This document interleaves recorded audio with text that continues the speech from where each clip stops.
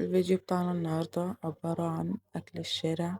النهاردة أنا جاية أعمل معاكم السجق الاسكندراني، وجاية كمان أعمل معاكم الكبدة بتاعت عربيات الشارع اللي كلنا في أي مكان أول ما نمشي ونشم ريحتها لازم نقف ونجيب سندوتش. هنا معايا سجق مدخن جبته من عندي بتاع المجمدات أو من أي سوبر ماركت كبير، قطعته حلقات رفيعة زي ما انتوا شفتوا، وجيت في الصينية حطيت فيها بتاع ربع كوباية زيت ونزلت على السجق أشوحهم. طبعا السجق ده في منه حار اللي هو الحراق وفي منه البارد، أنا جبت البارد عشان العيال. وبعد ما شوحته نزلت عليه بنص كوباية مية وكيس من الصلصة وهغطيه واسيبه يتشرب زي الرز على نار هادية.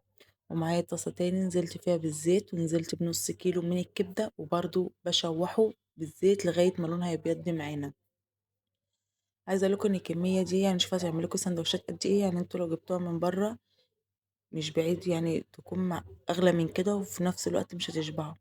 هنا بعد ما شوحت الكبدة ونزلت عليها ببصلاية متقطعة جوليان رفيع، جبت معلقة من التوم وحطيتها على الأرضية، وسعت لها كده وحطيتها على الأرضية وابتدي إن أنا أقلب قلبتين لغاية ما البصل بتاعنا يدبل.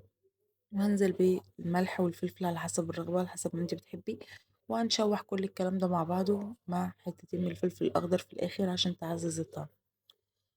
بس وبكده الأكل بتاعنا النهاردة خلص، قلت جنبيه شوية بطاطس، وعايزة أقول لكم بسم الله ما شاء الله والكمية حلوة. وعملت السندوتشات وعايزة أقول لكم كل اللي داق الكبدة والسجق اللي أنا عاملاه اتجنن عليه. ما تنسوش لو وصلتوا لغاية هنا تعملوا لايك وشير وتشتركوا في القناة عشان يوصلكوا كل جديد، واشوفكم في فيديو جديد على خيرة الله. مع السلامة.